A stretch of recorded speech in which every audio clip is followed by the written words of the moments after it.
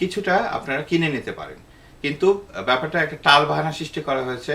প্রথমে একটা অজুহাত দেখানো হলো যে না, চাল এত কম দামে চাল দেয়া যাবে না, দাম বেশি করো। তারপরে যখন আবার পাল্টা এসে করে আমদানিকারীরা কিন্তু আরো বেশি পয়সা দিয়ে তৈরি ছিলেন। কথাকে আপনি জানেন চালটার মালিক কে? ভারতীয় সরকার না ভারতীয় ব্যবসায়ীরা? ভারতের ব্যবসায়ীরা মালিক হলেও পরোক্ষভাবে কিছু কথা আপনাকে শুনতে হবে, যেটা হলো কি বাংলাদেশের ভুল ধারণা, থার্ড ওয়ার্ল্ড কান্ট্রির ভুল ধারণা। সেটা হলো কি আমেরিকার মালিক বুশ না, আমেরিকার মালিক হচ্ছে এই দেশের জনগণ। এই দেশের ব্যবসায়ীরা ব্যবসা করে বিভিন্ন দেশের সঙ্গে। যখন নাকি রাষ্ট্র চুক্তি করে বাংলাদেশ বা যে কোনো দেশের সঙ্গে, রাষ্ট্র বলে দেয় ব্যবসায়ীদের ওই দেশের সঙ্গে আমাদের চুক্তি আছে, তোমরা এক্সপোর্ট করো।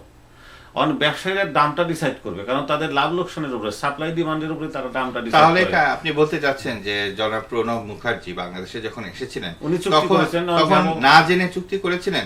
তিনি কনসাল্ট না করে ব্যবসায়ীদের সাথে, ভারতীয় ব্যবসায়ীদের সাথে কনসাল্ট না করে চুক্তি করে গেছেন? যে কনসাল্ট করে ধরে নিলাম, আপনার কথা সত্য ধরে নিলাম, কনসাল্ট করেছে, তখন চাইলের অ্যাভেলেবিলিটি ছিল, পরে অ্যাভেলেবিলিটি কমতে পারে। আমি ভারতের পক্ষে বলছি না, এটা হতে পারে।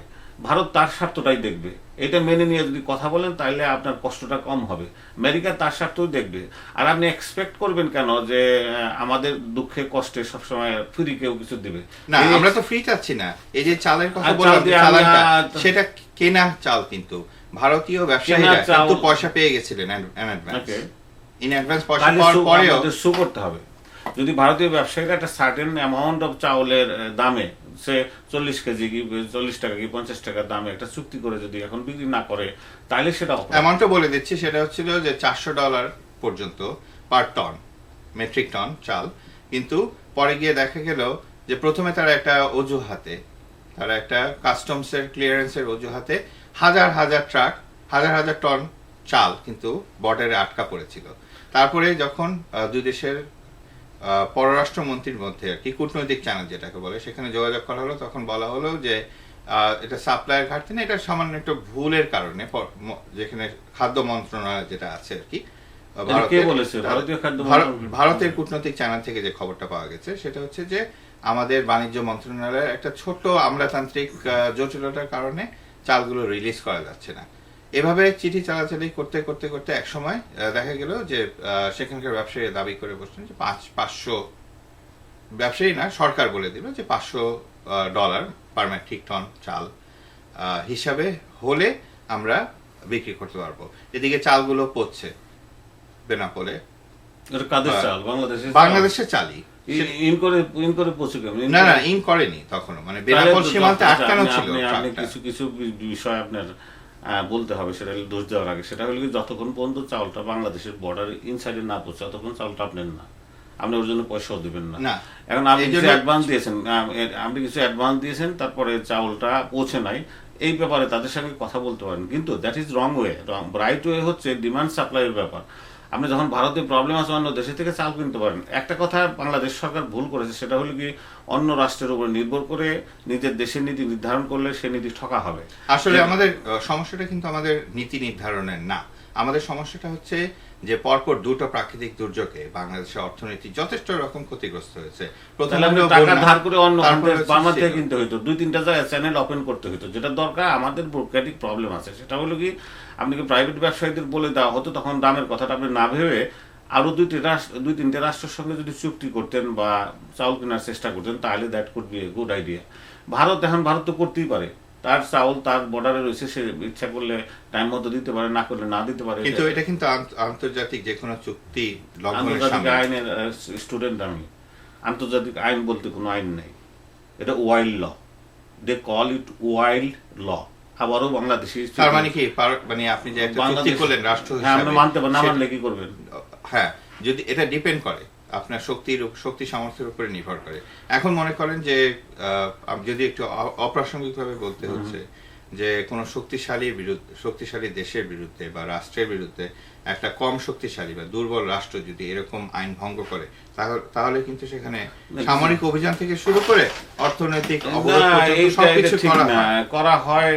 না মানলে দীর্ঘদিন লিবিয়ার মতো ছোট রাষ্ট্র, তার জিডিপি ক্যালিফোর্নিয়ার 1/10। লিবিয়ার মতো রাষ্ট্র দীর্ঘদিন, প্রায় 30 বছর 25 বছর আমেরিকাকে অপোজ করেছে। কি করছে আমেরিকা? ওয়ার্ক করতে পারে, তারা কিন্তু Whatever reason. একঘরে হোয়াটএভার রিজন। এখন ঘটনাটা হলো কি যে আন্তর্জাতিক আইন বলতে এটা একটা ভুল ধারণা আছে। আন্তর্জাতিক কোর্ট বলতে, আন্তর্জাতিক আইন বলতে যে ধারণাটা আমরা বাংলাদেশিরা পোষণ করি রাইট না। আন্তর্জাতিক আইন হচ্ছে ভদ্রতা। আমার সাথে চুক্তি হয়েছে, ভাই এটা আমি করবো, আমি করলাম না তো কি করবেন, করলাম না।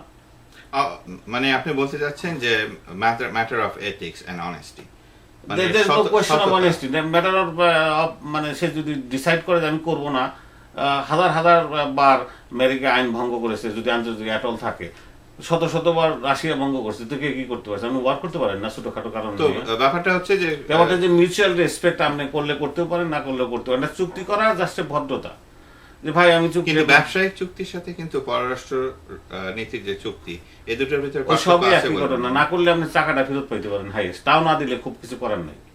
কারণ যেহেতু এটা সবরেন স্টেট আপনি ওয়ার করতে পারেন, তখন আপনি ফিউ মিলিয়ন ডলারের জন্য আমেরিকা বহু রাষ্ট্রের টাকা সিজ করে বসে আছে যে তুমি আইন ভঙ্গ করছো, সন্ত্রাসের সাথে। তো কি করছে তারা? মানে অ্যাকচুয়ালি আন্তর্জাতিক আইন বলতে যেটা আপনি বলতে চাচ্ছেন সেটা ওইভাবে কার্যকরী করে না। যদি অন্য রাষ্ট্র মানে তাইলে আন্তর্জাতিক আইন, যদি না মানে তাইলে আইন নিয়ে। একটা জিনিস আপনাকে মানতে হবে, যে কোনো আইনের ফোর্স আছে। আপনার এখানে আমেরিকান পুলিশ আছে, রাইট? আপনি একটা রাস্তায় টিকিট দিয়ে দিলে আপনি পয়সাটা দিতে বাধ্য হন। কারণ কেন বাধ্য হন? আপনার লাইসেন্সটা সাসপেন্ড হবে।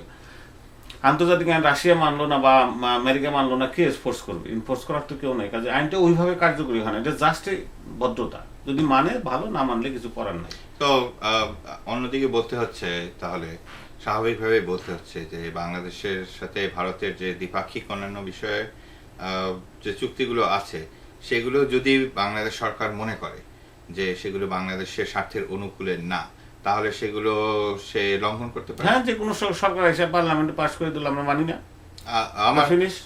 তারপরে আপনি ডিফেন্স অন, এটা বললেই তো হবে না, দেখতে হবে ভারতের উপরে কতটা আমরা নির্ভরশীল। যদি ভারতের উপরে অর্থনৈতিকভাবে অত্যন্ত, যেমন চীন এবং আমেরিকার সঙ্গে একটা সাংঘাতিক দ্বন্দ্ব যদি হয়, আমেরিকা চাইলে এই চীনের সাথে সব চুক্তি বাতিল করতে পারে না। কারণ চীনের এত প্রোডাক্ট আমেরিকা এসে আমরা ইউজ করতেছি, বাতিল করলে হয় প্রোডাক্ট ওরা বন্ধ হয়ে গেলে হাজার চাকরি বেকার সৃষ্টি হবে। কারণ ওই প্রোডাক্টকে রিলেট করে ইম্পোর্ট করতেছে, এগুলো বিক্রি করতেছে, দোকানের ক্ষতি হবে। এই চিন্তা করে হয়তো আমেরিকা করবে না, কিন্তু করলে করতে পারে, চায়নাও করতে পারে। Sovereign state can do anything, that like god. Sovereign state means god. আচ্ছা, তো আমাদের বোধহয় এখনই শেষ করে দিতে হচ্ছে। শুধু দর্শক মন্ডলী, আমরা এই ডিসকাশনের মধ্যে যেটা পেলাম সেটা হচ্ছে যে বাংলাদেশের স্বার্থ বিরোধী যে চুক্তিগুলো আছে তার মধ্যে অনেকগুলি উল্লেখ করা যায়, সময় স্বল্পতার জন্য সেটা উল্লেখ করা যাচ্ছে না। বাংলাদেশের সরকার, যেটা এখন বর্তমান সরকার বলুন বা রাজনৈতিক সরকার বলুন, যারা আসুন, তারা ব্যাপারটাকে একটু ভেবে দেখবেন বলে আমরা আশা করছি। কারণ বাংলাদেশের স্বার্থের বিরুদ্ধে গিয়ে কোনো কিছু করা আমাদের জন্য আত্মঘাতী প্রমাণিত আগেও হয়েছে এবং ভবিষ্যতেও হবে। এছাড়া যেমন কুদ্দুস খান যথার্থই বলেছেন যে বাংলাদেশের যে সম্ভাবনা আছে আর কি, বিশেষ করে ব্যবসায়িক সম্ভাবনাগুলো, সেটা তার আরও যে বাকি প্রতিবেশীরা বা একটু দূরের প্রতিবেশীরা আছে তাদের সাথে আর একটু জোরদার হওয়া উচিত। যেমন আসিয়ান হতে পারে একটা বড় প্ল্যাটফর্ম। আপনাকে অনেক ধন্যবাদ।